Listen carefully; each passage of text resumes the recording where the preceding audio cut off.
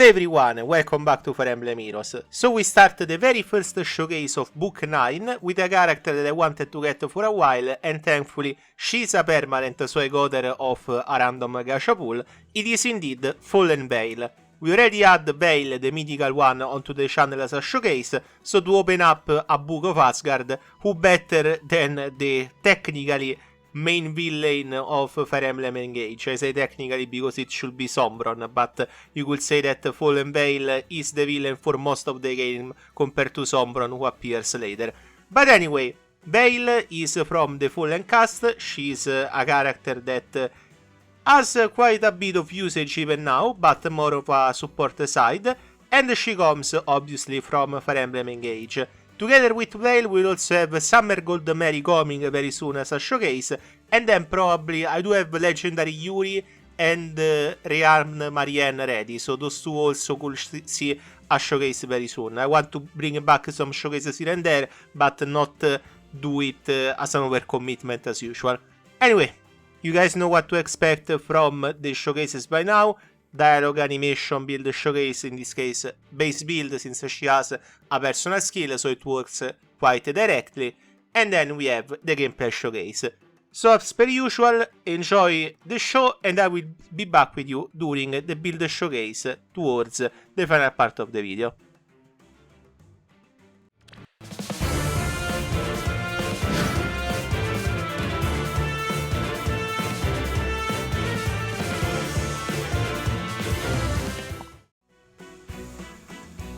This outfit was given to me by my father.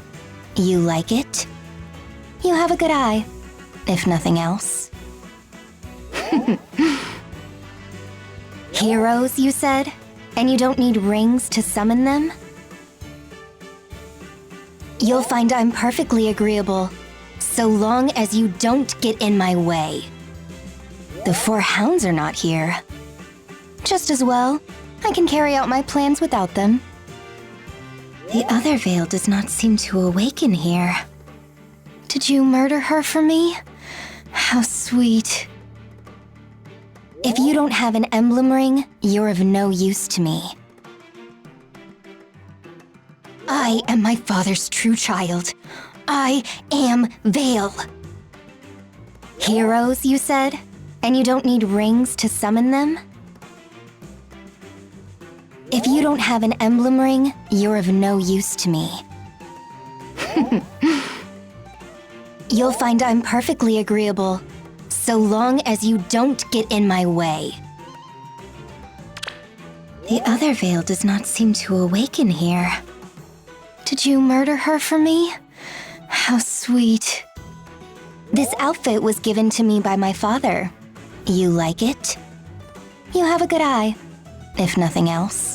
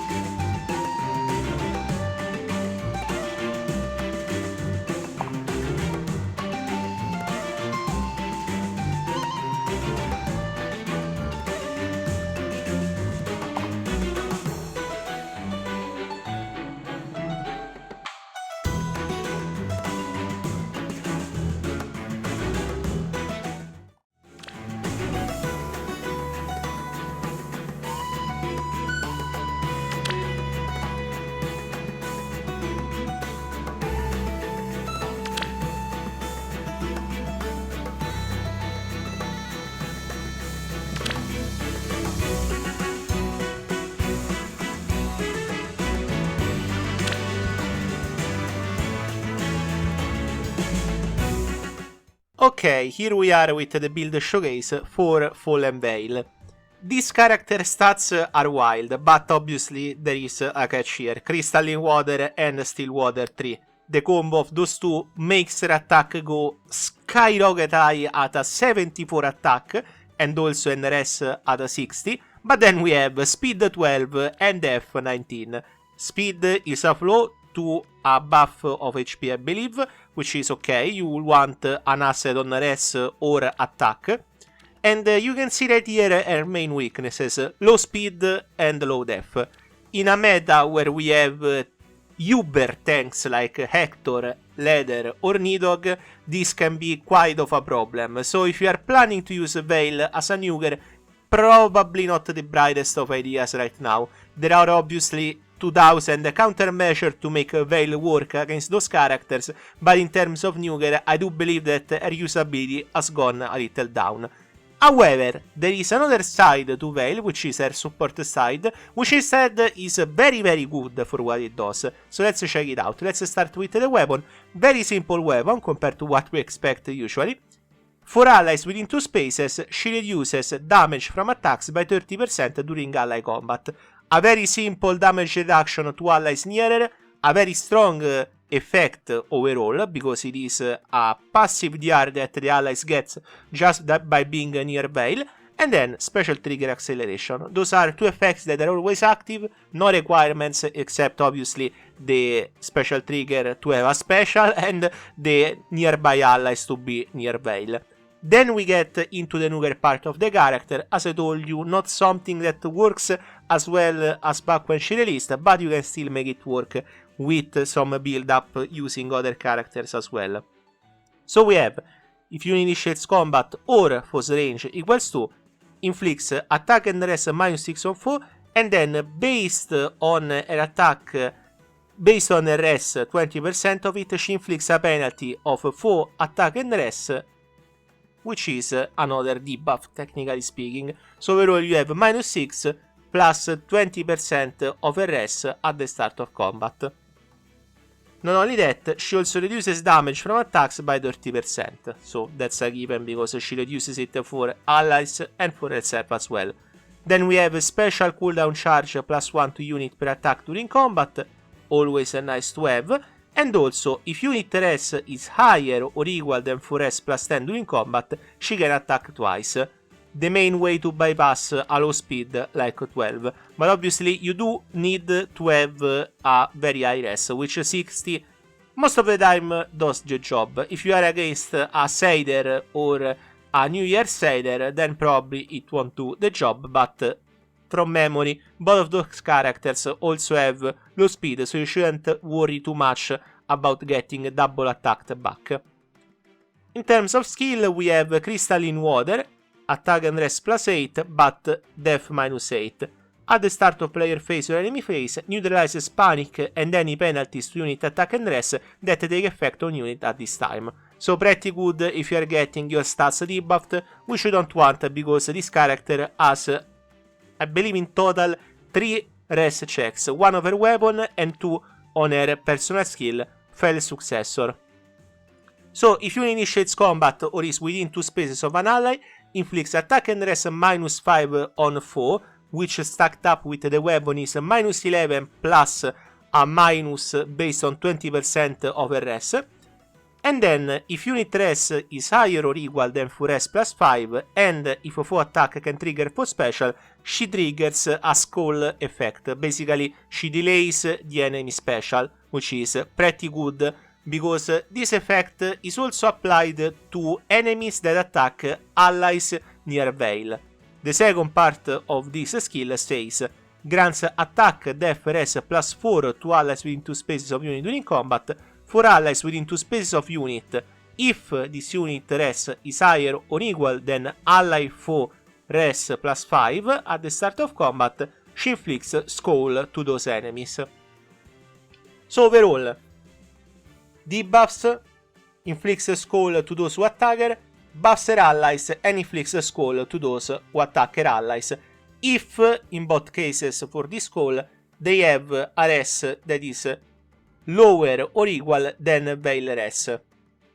Their own res +5, well, that's doesn't really change anything. If you, generally speaking, +10 I can see a difference, but +5 you shouldn't be able to reach a res as high as Veyle. Especially with all the debuffs, all the buffs that she gets herself, it can be pretty good. We also have attack and res tempo 4. This is basically to deny any guard skill on Veyle or anything that denies her special, and also to bypass damage reduction, which is pretty sweet in and of itself.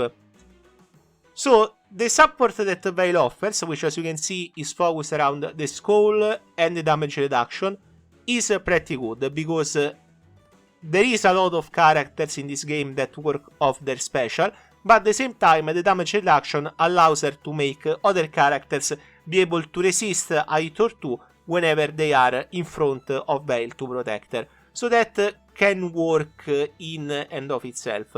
The main issue, as I told you, is that her NUKER side is kinda lowered in value after the release of Leather and Nigorg, in my opinion. As someone who has a full Tom team with a lot of powerful skills, I can tell you that those two are an headache to work against.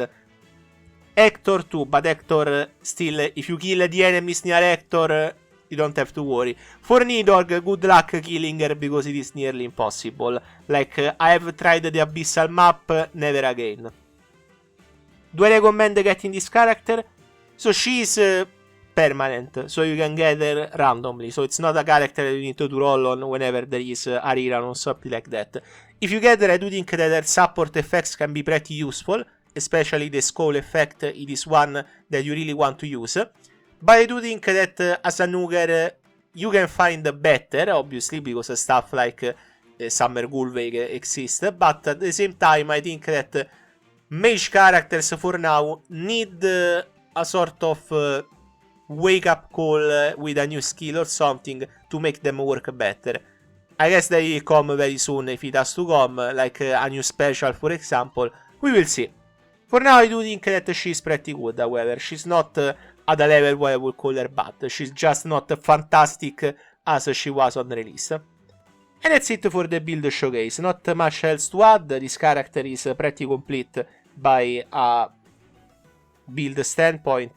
There isn't really much I would add. Stillwater 3 just to boost the stats. You don't really care for death anyway.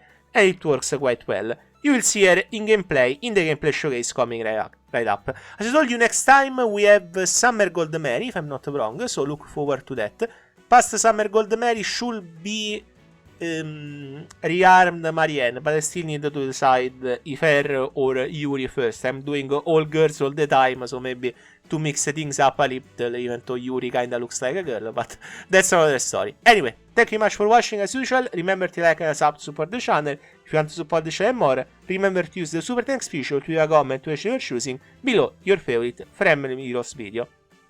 For now, enjoy the gameplay showcase. With this power...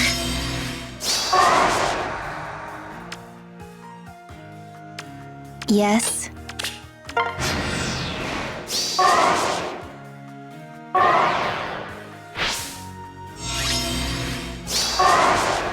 I'll crush them. Ha!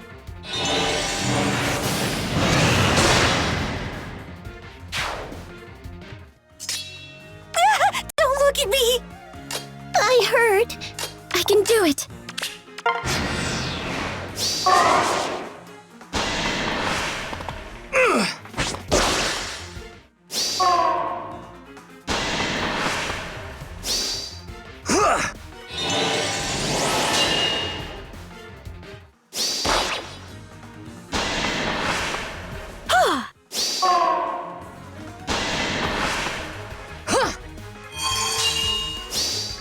By the Fell Dragon's power!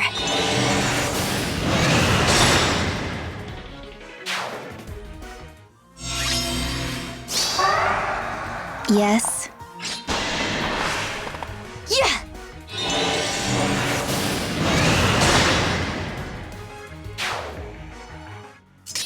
Oh, really? I heard. It's too hot.